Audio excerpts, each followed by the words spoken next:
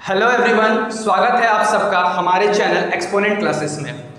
तो I hope कि आप लोगों ने फिजिक्स का लेक्चर 1 चूँकि अब मैंने आपको यूनिट एंड मेजरमेंट पढ़ाया था वो आप लोगों ने देख लिया होगा और अच्छे से उसको आप लोगों ने तैयार कर लिया होगा।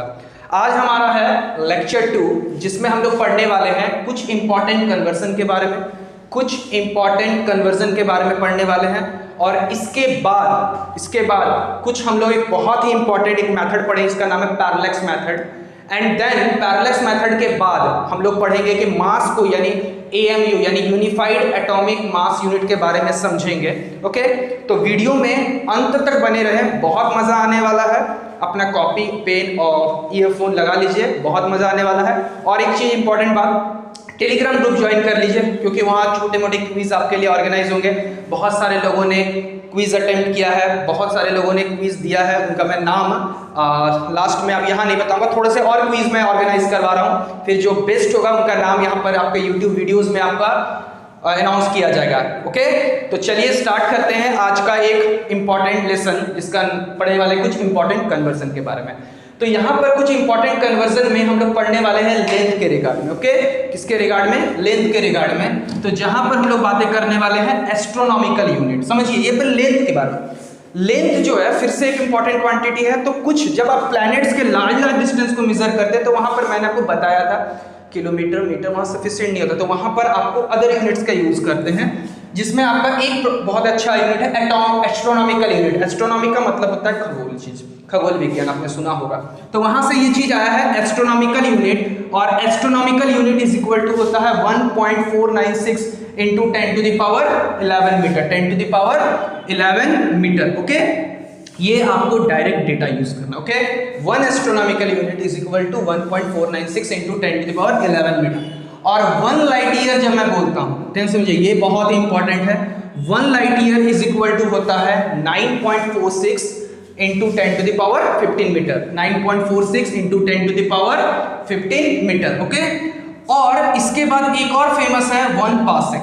1 पार्सेक जो है वो 3.08 into 10 to the power 16 metre. Okay, ये तीनों जो है वो बहुत लार्जर डिस्टेंस को मेजर करने के लिए किए जाते हैं। ओके, बहुत ही लार्जर डिस्टेंस को मेजर करने के लिए किए जाते हैं। अब आपके मन में एक प्रश्न उठना चाहिए, नहीं उठ रहा है तो दिमाग खोलिए कि 1 light year is equal to ये कितना हो जाता है, जबकि सबसे ज्यादा इंपॉर्टेंट है। तो ध्यान से देखिए, ध्यान से कि मैं इसको किस तरीके से डिराइव कर रहा हूँ, वीडियो पे ध्यान से पूरा फोकस लगा के रखिएगा। कि अगर मैं बोलता हूँ 1 लाइट ईयर, तो यहां से देखिए आपको ये किस चीज की यूनिट है भाई? लेंथ की है। यानी किसकी बात कर रहे हैं हम लोग यहाँ? डिस्टेंस की बात कर रहे हैं। आई रिपीट, ये है लेंथ की यानी डिस्टेंस की बात कर रहे हैं। और आपको शायद पता होगा कि डिस्टेंस इज इक्वल टू आपका होता है speed into time, speed into time होता है। यहां पर किसकी बातें की, किसकी स्पीड की बातें कर रहे हैं? लाइट की स्पीड की बातें कर रहे हैं। तो 1 लाइट ईयर के बाद लाइट ईयर है, समझिए लाइट की स्पीड कितनी होती है? शायद आपको पता होगा 3 into 10 to the power 8 metre per second. Time जो है ईयर में है भाई, ईयर में है आपका टाइम जो है आपका किसमें है? ईयर में। ये सेकंड में आपका टाइम है, ये ईयर में, थोड़ा सा मेल नहीं खा रहा है, दोनों को समान करेंगे, दोनों को समान करने की कोशिश करेंगे। तो 3 into 10 to the power 8 metre per second is equal to, ध्यान से समझिए, एक साल में होते हैं 365 दिन, 365 डेज। एक दिन में आपके होते हैं 24 घंटे। ओके, 24 घंटे एक दिन में। ओके, 24 घंटे है, 24 घंटे में 1 घंटे में होता है 60 मिनट और 1 मिनट में होता है 60 सेकंड। Okay, 60 second. ओके, तो ये आपको 1 ईयर इज इक्वल टू इतना सेकंड आएगा, 1 ईयर इज इक्वल टू इतना सेकंड आएगा। इसमें को आपको कैलकुलेट करना है, चाहे कैलकुलेटर का यूज करके कीजिए, किसी भी तरीके से यूज कीजिए। जब आप इसको सॉल्व करेंगे तो आपका आंसर आएगा मीटर, जो कि आपका रिक्वायर्ड आंसर होगा। हो सकता है आपके उत्तर में थोड़ा बहुत आगे पीछे हो जाए, जिनको समझेंगे हम बाद में एरर्स में, सिग्निफिकेंट फिगर्स और राउंडिंग ऑफ फिगर में समझने की कोशिश करेंगे कि ये फ्लक्चुएशन क्यों आते हैं। तो आई होप कि आपको ये खुद से कैलकुलेट कर सकते हैं। कमेंट सेक्शन में आप मुझे कमेंट करके बताइएगा कि आपका आंसर आया है कि नहीं। ओके, क्लियर है? ये बात हो गई लाइट ईयर की। एक और चीज है वो है पार्सेक। क्या आप इसकी बात कर रहे हैं? पार्सेक की बात कर रहे हैं। वो होता है 3.08 into 10 to the power 16 metre. 3.08 into 10 to the power 16 metre होता है। ये पार्सेक जो है फिर से लेंथ की है। लेकिन एक क्वेश्चन जो है आपको यहाँ से बड़ा अच्छा पूछा जाता है कि पार्सेक को आपको लाइट ईयर में कन्वर्ट करना है। यहाँ पर पार्सेक को लाइट ईयर में कन्वर्ट करना है, तो कैसे कन्वर्ट करेंगे? वीडियो को पॉज करके सोचिएगा 1 मिनट के लिए कि किस तरीके से कन्वर्ट होता है। ओके, तो देखिए यहाँ पर अगर मैं 1 पार्सेक है आपके पास तो वो है 3.08 into 10 to the power 16 metre. Okay, अब अगर इतना मीटर है आपका ऑलरेडी, ओके इतना मीटर है, तो इसको हमको लाइट ईयर में कन्वर्ट करना है भाई, लाइट ईयर में कन्वर्ट करना है। कैसे करेंगे? देखिए यहाँ ध्यान से कि आपको पता है कि इतना metre is equal to 1 light year होता है। ओके, अगर मैं 9.46 into 10 to the power 15 metre बोलता हूं तो 1 लाइट ईयर को डिनोट कर रहा है, 1 लाइट ईयर को डिनोट कर रहा है। और अगर मैं 1 मीटर बोल रहा हूं तो 1 by 9.46 into 10 to the power 15 metre बोल रहा है। आपके पास टोटल कितना मीटर है? इतना मीटर है। तो अगर मैं यहाँ से 3.08 into 10 to the power 16 metre बोल रहा हूँ, तो अगर मैं इसको 3.08 into 10 to the power 16 by 9.46, तो इसको आप कन्वर्ट करके लाइट ईयर में कन्वर्ट नहीं कर सकते? डेफिनेटली कर सकते हैं वो। तो 3.08 into 10 to the power 16 by 9.46 into 10 to the power 15, जो भी उत्तर होगा आपका लाइट ईयर में होगा। ओके, एक इंपॉर्टेंट क्वेश्चन है किसी भी कॉम्पिटिटिव एग्जाम का। ओके, मैं बार बार कह रहा हूं कि हमारे एक्सपोनेंट क्लासेस का एक ही एम है, आपको ग्राउंड लेवल से उठा के एक्सट्रीम लेवल तक ले जाना। इसलिए ध्यान से हमारे साथ प्रैक्टिस करते रहें, क्वेश्चंस हम जो प्रोवाइड करते हैं उनको बनाएं, सॉल्व करें, क्योंकि आपका सीखना ज़्यादा ज़रूरी है। ओके, सीखना ज़्यादा ज़रूरी है। तो आई होप कि आपको ये तीनों क्लियर हो गए होंगे कि एस्ट्रोनॉमिकल यूनिट, ठीक उसी तरीके से आप किसी भी चाहे तो इसको भी आप लाइट ईयर में कन्वर्ट कर सकते हैं बाय डिवाइडिंग बाय दिस। आप इन दोनों को भी एक दूसरे के साथ इंटर रिलेट कर सकते हैं। अगर इसको इसमें कन्वर्ट करना है तो इसको कन्वर्ट करके पार्सेक में ला सकते हैं। ओके ओके, क्लियर है? बात समझ में आई? तो आई होप कि आपको ये तीनों यूनिट, ये जो तीनों लेंथ के यूनिट है आपको अच्छे से यूज होंगे। ओके, अच्छे से आप तो आप इसका एक स्क्रीनशॉट ले लीजिए ताकि आपको क्लियर हो जाए कि किस तरीके से। इसके बाद हम आगे बढ़ेंगे। ओके, इसको आप स्क्रीनशॉट ले लीजिए, अच्छा यूज आपको देखने मिलेगा। ओके, चलिए देखिएगा। वीडियो अगर अच्छा लग रहा हो तो कमेंट सेक्शन में आप मुझे कमेंट करके बताइएगा कैसा आपको वीडियो लग रहा है। ओके, चलिए देखिए, एक और है बहुत ही अच्छा यूनिट है, वो है एनर्जी के रिगार्डिंग। एनर्जी के रिगार्डिंग में आपका यूज होगा। ओके, किसके रिगार्डिंग में यूज होगा? एनर्जी के रिगार्डिंग। देखिए, पिछले क्लास हम लोगों ने बातें की थी कि आपको जूल जो था वो आपका एमकेएस में था, सीजीएस में इसको आप लोगों ने कन्वर्ट किया था 10 टू द पावर 7 करके। ओके, 10 टू द पावर 7 करके। ओके, याद है आपको प्रीवियस क्लासेस के वीडियो में। लेकिन इसके अलावा एनर्जी के कुछ और भी यूनिट्स होते हैं जो बहुत फेमस है, बहुत ही ज्यादा फेमस है। मैं आपको एक चीज बताता हूं, एक सिम बहुत फेमस है 1 EV।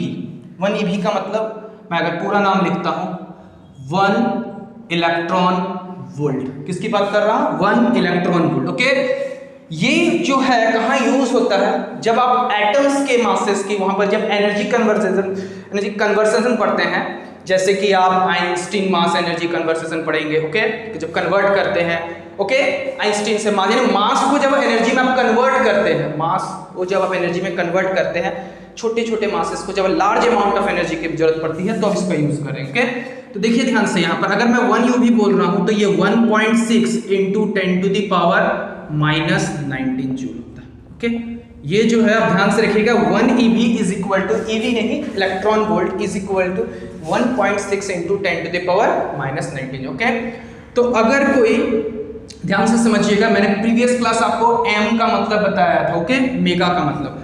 तो अगर कोई मेगा इलेक्ट्रॉन वोल्ट बोलता है तो इसका मतलब क्या होगा? 10 टू द पावर मेगा में आपको पता है 10 टू द पावर 6 होता है, तो 1.6 इंटू 10 टू द पावर कितना हो जाएगा यहाँ? 13 जूल। ओके, ये कुछ इंपॉर्टेंट है। ओके, कुछ इंपॉर्टेंट बातें हैं एनर्जी के रिगार्डिंग में। एनर्जी के रिगार्डिंग में आपका जो इलेक्ट्रॉन वोल्ट जो है बहुत फेमस है। आपको यूज़ मिलेगा न्यूक्लियर फिजिक्स में, आपका बहुत अच्छा इसका यूज़ मिलेगा जब आप पूरे इंटरमीडिएट को कोर्स को खत्म करने के सिलसिले में गए तो न्यूक्लियर फिजिक्स के बारे में पढ़ेंगे तब। ओके, हालांकि इसका आपको अलग अलग जगह पे यूज़ मिलेगा, लेकिन आपको अगर इलेक्ट्रॉन वोल्ट को जूल में लाना है तो इस तरीके से, जूल को अर्ज में लाना है तो इस तरीके से। ओके, अब जो दूसरी बातें हम लोग करना है, एक चीज है, एक छोटा सा यूनिट है, मैं और बता देता हूं, 1 CL। ओके, CL का मतलब क्या होता है? कैलोरी। तो 1 कैलोरी इज इक्वल टू होता है 4.2 kilo joule. Okay, 4.2 kilo joule. Okay, kilo joule का मतलब क्या हो जाएगा भाई? आपको पता है किलो के लिए 1000 से इंटू करते हैं। ओके, तो 4200 जूल। ओके, यहां से डेसिमल निकाल के काट के आपका आंसर आया है। ओके, क्लियर है बात, समझ में? तो जब मैं 1 कैलोरी बोलता हूं, शायद आपको पता होगा, कैलोरी आपने बहुत बार सुना होगा, जो जनरली आपका फूड आइटम्स में कैलोरीज की बातें की जाती है कि कैलोरी इतना बर्न होता है, आप एक्सरसाइज करते हैं तो इतनी कैलोरी की बर्न होती है, इस फूड आइटम में इतनी कैलोरी होती है। तो आप कैलोरी की जब हम लोग बातें करते हैं तो 1 calorie is equal to 4200 joule. Okay, clear है? तो ये एनर्जी के कुछ इंपॉर्टेंट यूनिट्स है जिनका आप फिजिक्स में बहुत ज्यादा यूज देखेंगे। ओके, इनका शुरुआत में जब आप किसी भी चीज को पढ़ रहे हैं तो इनका नॉलेज होना बहुत ज्यादा जरूरी है, नॉलेज होना बहुत ज्यादा जरूरी है। तो एक मैंने फिर से बताया, जूल की बातें कर रहे हैं, इलेक्ट्रॉन वोल्ट और एक कैलोरी की बातें कर रहे हैं। ओके, तो आप इसका एक स्क्रीनशॉट ले लीजिए। ओके, आई होप कि आप लोगों ने इसे नोट कर लिया होगा। ओके, चलिए आगे बढ़ते हैं। ये तो कुछ इंपॉर्टेंट कन्वर्सन के बारे में हम लोगों ने सीख लिया। ओके, सीख लिया है। अब देखते हैं एक बहुत ही अच्छा मेथड, ठीक ना, एक बहुत ही अच्छा और एक बहुत ही सुंदर मेथड है, इसका नाम है पैरेलैक्स मेथड, ठीक ना। अब भाई ये पैरेलैक्स मेथड होता क्या है, ध्यान से देखिए यहाँ पर, पैरेलैक्स मेथड। भाई इस मेथड का यूज कहाँ करते हैं? पहला तो ये मेथड, इस मेथड का यूज करते हैं अर्थ से जब आप प्लैनेट या किसी दूसरे स्टार्स का डिस्टेंस निकालने की कोशिश करते हैं। ओके, तब आप पैरेलैक्स मेथड का यूज करते हैं। ओके, तब आप किसका मेथड का यूज है? लार्जर डिस्टेंस के लिए यूज करते हैं। ओके, लार्जर डिस्टेंस को मेजर करने के लिए पैरेलैक्स मेथड का यूज करते हैं। ओके, समझिए। अब मैं आपको जो बोल रहा हूं उस चीज को ध्यान से फोकस कीजिएगा। ओके, यहाँ पर मैंने बोर्ड पे एक छोटा सा मार्क आप लोगों के लिए कर दिया। ओके, बोर्ड पे एक छोटा सा मार्क आप लोगों ने किया। इस मार्क को आप ध्यान से देखिएगा, और ध्यान से देखने का प्रोसेस क्या है, एक बार आप अपने इस आंख को हाइड कीजिएगा, उस पॉइंट को देखिएगा, और अगली बार इस आंख को से हाइड करके उस चीज को देखिएगा। ओके, आई रिपीट, एक बार इसको रख के सेम पॉइंट को और एक बार इसको रख के सेम पॉइंट को। आई होप इसको आप ध्यान से देखिए इसको, ठीक ना। आप क्या पाएंगे? आप पाएंगे क्या कि जब आपने इससे पाया तो एक पोजीशन यहां थी, अगली बार जब इसके तो इसका पोजीशन में क्या देखने को मिला? शिफ्ट देखने को मिला, कि जो है आपने एक आंख से जिस चीज को जहां देखा था, क्या अगली आंख से भी वो वहां चीज था? नहीं, उस ऑब्जेक्ट के कुछ डिस्टेंस में सेपरेशन होता है, क्योंकि आपने इसको दो अलग अलग आंखों से सेपरेटली देखने की कोशिश की। यानी वो चीज जो सेम ऑब्जेक्ट है वो दो अलग अलग जगहों पे थोड़ी सी शिफ्ट हो गई है। ओके, पैरेलली शिफ्ट हो गई है, इसलिए इसको हम लोग कहते हैं पैरेलैक्स मेथड। ओके, इसको क्या कहते हैं? Parallax method. Okay, I hope कि आपको समझ में आया होगा। जैसे कि अब इस मेथड के थ्रू आप बहुत लार्जर डिस्टेंस कैसे कैलकुलेट कर पाते हैं। ओके, इस चीज को समझने के लिए आपको एक छोटी सी चीज की जरूरत पड़ेगी, और वो है आपका एंगल से रिलेटेड। ओके, यहाँ पर इसको हम मैथमेटिकल टूल्स में भी समझने की कोशिश करते हैं, एंगल्स के रिगार्डिंग में। ओके, एंगल्स मतलब इसको हिंदी में कहते हैं कोण, इसको हिंदी में क्या कहते हैं? कोण। ओके, तो सर यहाँ पे ध्यान से देखिए यहाँ पर कि अगर मैं एक छोटा सा एक सर्कल का एक छोटा सा पार्ट, सर्कल हो सकता है या फिर कोई एक चाप जिसको कह रहा है, इंग्लिश में कहते हैं इसको अर्क। तो अगर यहाँ पर एक एंगल बनता है थीटा, इसको एंगल थीटा, तो अगर हम A से B जाते हैं, तो A से B में जा रहा हूं, तो A से B, AB को हम लोग कहते हैं, क्या कहते हैं इसको हम लोग? अर्क लेंथ। क्या कहते हैं? अर्क लेंथ। हिंदी में हम इसे कहते हैं चाप की लंबाई, चाप की लंबाई। और आप यहां से A से B इस तरीके से भी जा सकते थे। तो अगर मैं सीधा AB की जाने की बात करता हूं, तो इसको हम लोग कह रहे हैं, इसको क्या कहेंगे? कॉर्ड कहेंगे। क्या कहेंगे? कॉर्ड। हिंदी में हम इसे जीवा कहते हैं। ओके, तो एक आपके लिए चीज है, सिंपल सी बात है कि अगर छोटा डिस्टेंस होगा, अगर ये यहाँ से ए से बी बहुत बड़ा नहीं, यहाँ तो आपको दोनों चीज़ों में अंतर दिखाई दे रहा है कि ए से बी अलग चीज़ है और यहाँ से दोनों अलग है, लेकिन जब ये बहुत छोटा हो जाएगा, जैसे आप इसको बहुत छोटा कर दीजिए, इसको आप बहुत छोटा कर दीजिए, आई होप कि यहाँ से आपको दिख नहीं रहा हो, यहाँ से देखिए बहुत छोटा अगर हम इसको कर देते हैं तो ये डिस्टेंस जो मैंने इसको घुमाया, ये डिस्टेंस लगभग सेम होने लगता है। यानी स्मॉलर एंगल के लिए, जब एंगल आपका छोटा होता है तो कॉर्ड की लेंथ और अर्क लेंथ आपकी दोनों सेम होती है। स्मॉलर लेंथ के लिए कॉर्ड लेंथ और अर्क लेंथ क्या हो जाती है, स्मॉलर एंगल के लिए कॉर्ड लेंथ और अर्क लेंथ सेम होती है। ओके, तो यहां से एक चीज बात निकल के सामने आती है, इस चीज को ध्यान से देखिएगा। एंगल इज इक्वल टू होता है, एंगल इज इक्वल टू होता है अर्क लेंथ बाय रेडियस, अर्क लेंथ बाय रेडियस। यानी एंगल, यहां पर छोटा सा एंगल बना है अर्क यानी थीटा, अर्क लेंथ जिसको हम लोगों ने यहाँ पर ए बी से डिनोट किया है इस तरीके से, और अगर इसकी रेडियस हम लोगों ने आर लिखा है। ओके, तो एंगल इज इक्वल टू होता है अर्क लेंथ बाय रेडियस। ओके, यहां पर जो एंगल मेजर होगा, ध्यान से समझिएगा, ये एंगल हमेशा आप लोगों ने इसे पढ़ा होगा अभी तक डिग्री में मेजर करते हुए, लेकिन यहां पर हम डिग्री में मेजर ना करके इसको किस में मेजर करना पसंद करते हैं, रेडियंस में मेजर करना पसंद करते हैं। किस में मेजर करना पसंद करते हैं, रेडियंस में मेजर करना पसंद करते हैं। यानी इस बार जो एंगल मेजर होगा उसको रेडियन में मेजर करेंगे। अब आपके मन में सवाल उठना चाहिए कि अगर ये रेडियन में है तो इसे डिग्री में कैसे करके लाएंगे। तो गौर कीजिए, यहां से ध्यान दीजिए, एक सिंपल सा बात है, आई होप इसको आप सिस्टमैटिक ढंग से उतारिएगा, मैं यहां लिख देता हूं।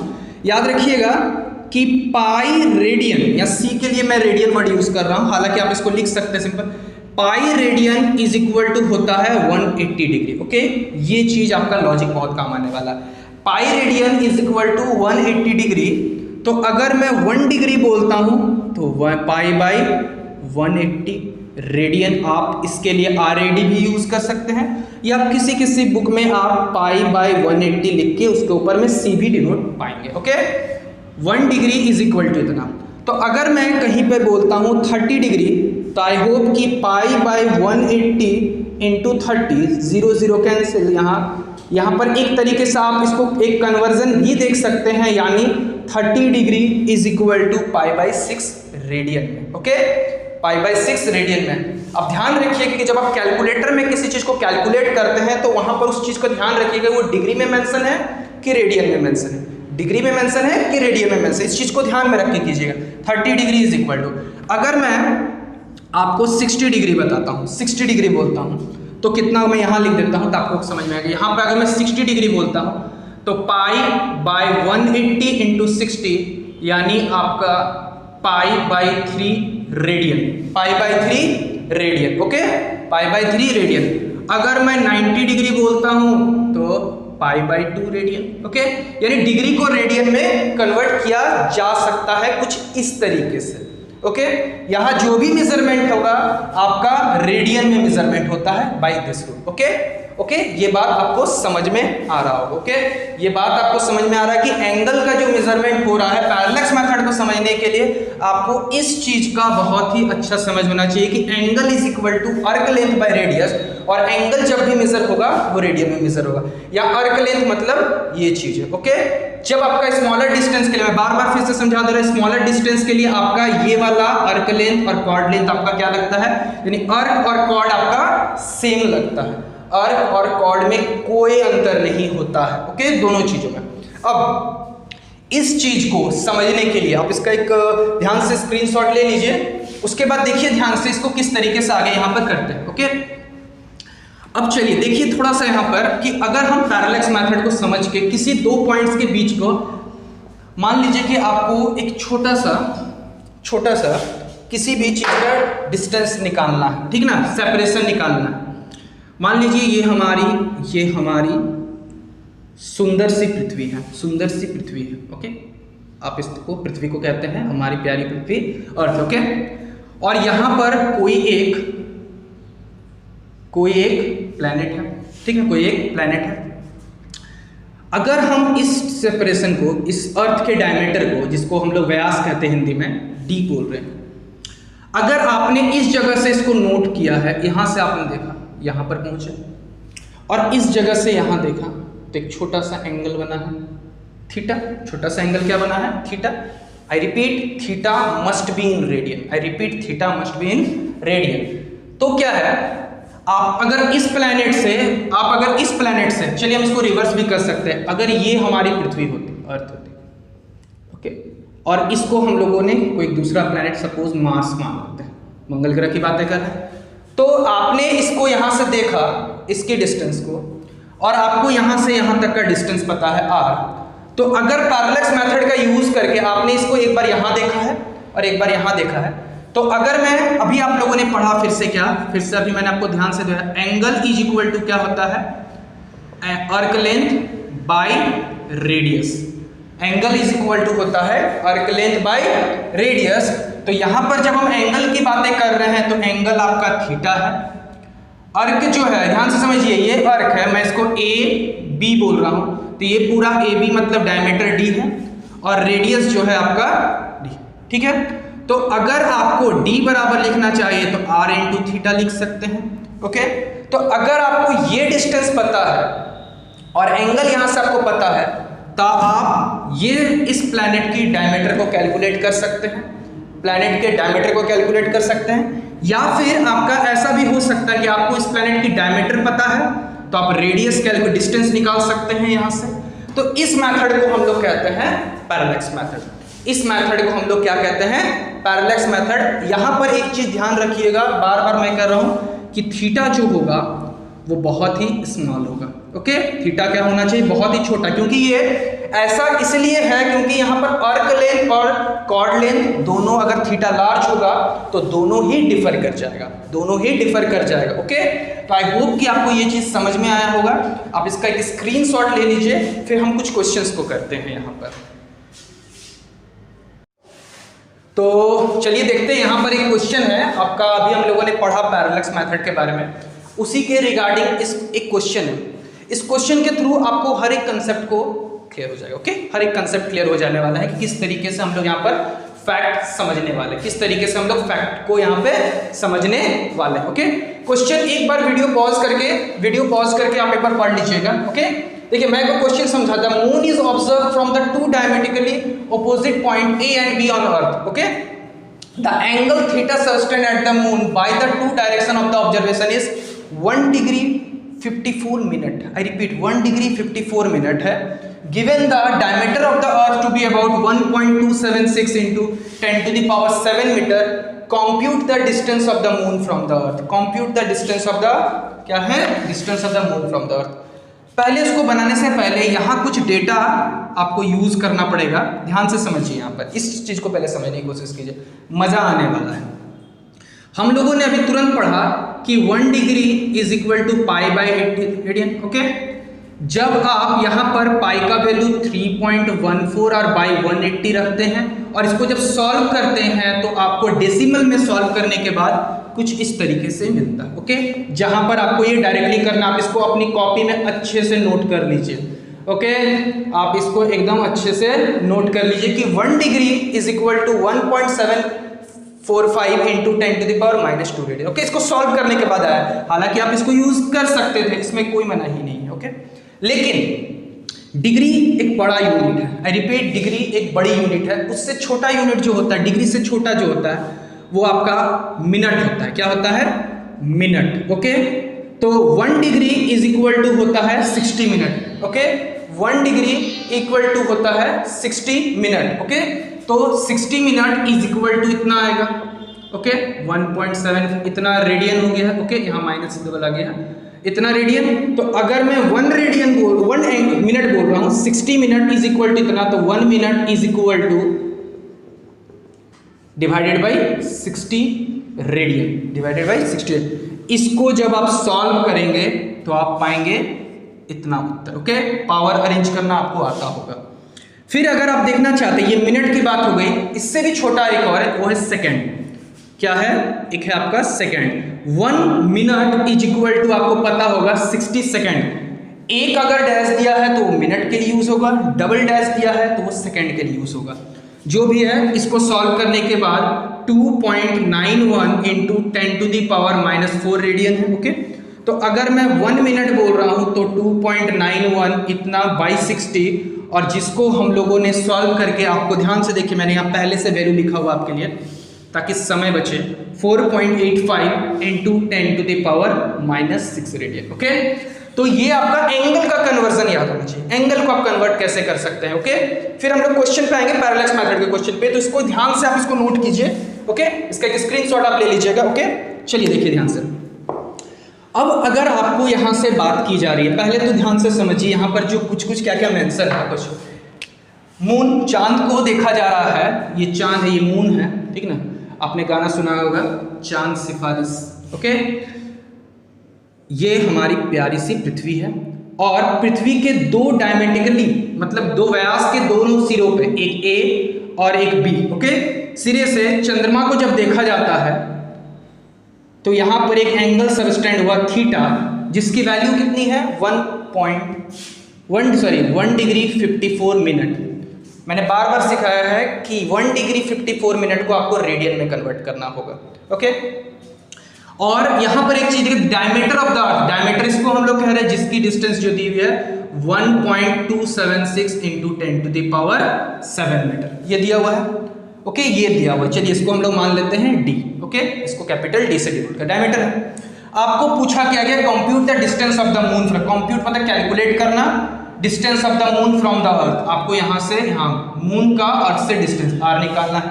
ओके, फॉर्मूला क्या था, angle is equal to arc length, तो एंगल आर्क लेंथ मतलब d बाई रेडियस, तो r is equal to d by theta. Calculation का तरीका तो यही होने वाला है, बट वेट, ये आपका अभी भी रेडियन में नहीं आया है।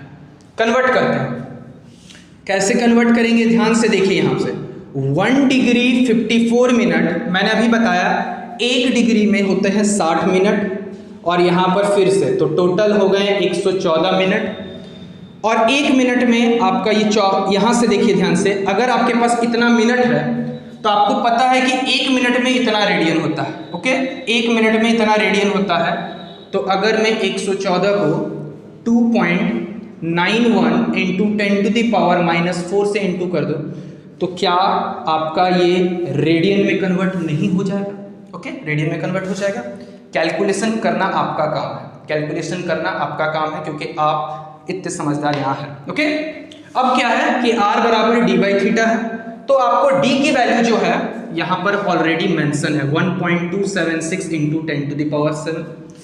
थीटा की वैल्यू यहाँ पे आई हुई है। ओके, जब आप इसको सॉल्व करते हैं तो जो भी आंसर आएगा, ओके, आप मुझे कमेंट सेक्शन में कमेंट करके बताइएगा। जो भी आंसर आने वाला है कमेंट सेक्शन में कमेंट करके आप मुझे बताइएगा कि इसका आंसर क्या आने वाला है। मैंने पूरा प्रोसेस आपको समझाया कि पैरेलैक्स मेथड से हम लोगों ने इसको यूज किया है, पैरेलैक्स मेथड से हम लोगों ने इसको यूज किया है कि किस तरीके से हम इसको यूज करते हैं। ओके, आप इसका एक स्क्रीनशॉट ले लीजिए।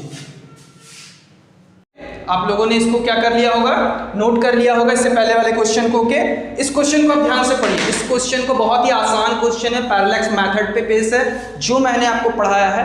तरीका क्या है मेरा पढ़ाने का, मैं आपको पहले बता दूंगा कि क्या पढ़ाना है। ओके, क्वेश्चंस आपके स्क्रीन पे होंगे, पहले आपका अटेम्प्ट होगा, पहले आपकी कोशिश होगी, क्योंकि हम यहाँ आपको सिखाने आए हैं, रटवाने नहीं। ओके, हम यहाँ आपको सिखाने आए हैं, रटवाने नहीं। तो क्वेश्चन ध्यान से पढ़िए, ट्राई कीजिए, फिर वीडियो को कंटिन्यू देखिए, एक बार नहीं तो उसको 2 बार देखिए। ओके, तब आपका क्लियर होगा। ओके, चलिए देखिए यहाँ पर क्या है, the sun angular diameter is measured to be, क्या पढ़ेंगे इसको, 1920, कोई मूवी का नाम नहीं। ओके, 1920, ओके 1920 क्या है, क्या कहेंगे इसको, डबल के लिए हम लोगों ने क्या पढ़ा था बताइए, डबल के लिए हम लोगों ने क्या पढ़ा था, सेकंड पढ़ा था। सिंगल के लिए क्या पढ़ा था, मिनट पढ़ा था। यानी 1920 सेकंड है, यानी 1920 सेकंड है। ओके, अब क्या है कि the distance d of the sun, okay, ये सन है आपका एग्जांपल, ये सन है, और यहाँ पर आपकी हमारी सॉरी आपकी भी और हमारी भी, दोनों की। ओके, ठीक, अर्थ है और ये सन है, दोनों के बीच का फासला जो है 1.496 इंटू 10⁻11 मीटर है। तो what is the diameter of the sun, की डायमीटर की बातें कर रहे हैं, सन की डायमीटर मतलब व्यास। ओके, तो अगर ये डायमीटर d है, ये सन है, इसकी डायमीटर d है, ये डिस्टेंस दिया हुआ है, थीटा दिया हुआ है, तो फिर परेशानी किस बात की है भाई? परेशानी एक जगह, बस एक जगह, 1 सेकेंड इज इक्वल टू इतना है। आपके पास थीटा की वैल्यू दी हुई है 1900। अगर हम लोग थोड़े मैथमेटिक्स में कच्चे हैं तो क्या हुआ, मन के सच्चे हैं, ओके ओके। तो यहाँ कितना हो जाएगा 4.85 इंटू 10⁶ रेडियन। बाकी आपका ये रेडियन में कन्वर्ट हो जाएगा, क्योंकि मैंने बार बार सिखाया इसको रेडियन में लाना है, आई रिपीट रेडियन में लाना है। बाकी आपका काम खत्म हो गया। Angle theta is equal to arc length by radius, तो d is equal to d into theta. d की जो वैल्यू है 1.496 इंटू 10⁻, इतना। थीटा की वैल्यू यहाँ से लाई हुई है, जो भी आएगा आपका मीटर में आंसर आ जाएगा। आपका किस में आंसर आ जाएगा? मीटर में आंसर आ जाएगा। कमेंट बॉक्स में, वहाँ कमेंट बॉक्स है, वहाँ कमेंट करके आप मुझे लिखिए कितना आंसर आ रहा है, ओके। कमेंट बॉक्स में कमेंट करके आप मुझे बताइएगा, ओके। और वीडियो अगर अच्छा लग रहा है तो ये आप खुद समझदार है, खुद से आपको क्या करना है ये आप तेज है, ओके। तो ये क्लियर हो गया। तो मैंने आपको पैरेलल मेथड में जो बेस कुछ न्यूमेरिकल्स थे वो आपको समझा दिया है। ज़्यादा न्यूमेरिकल अगर करना है तो हमारे टेलीग्राम ग्रुप में आप जुड़ जाइए, वहाँ अच्छे अच्छे न्यूमेरिकल्स होंगे, क्वेश्चंस बहुत अच्छे अच्छे आपको मिलेंगे, बहुत अच्छे अच्छे। और कनेक्ट कीजिए लोगों को, कनेक्ट कीजिए इस प्लेटफॉर्म से, ओके। अब हम लोग जो है इतना तो आपको समझ में आता होगा, लेकिन एक जो है लास्ट आज का टॉपिक जो हम लोग पढ़ने वाले हैं, ओके। लास्ट जो टॉपिक हम लोग पढ़ने वाले हैं और वो है आपका, वो क्या है आपका पता है? वो है आपका मास के रिगार्डिंग।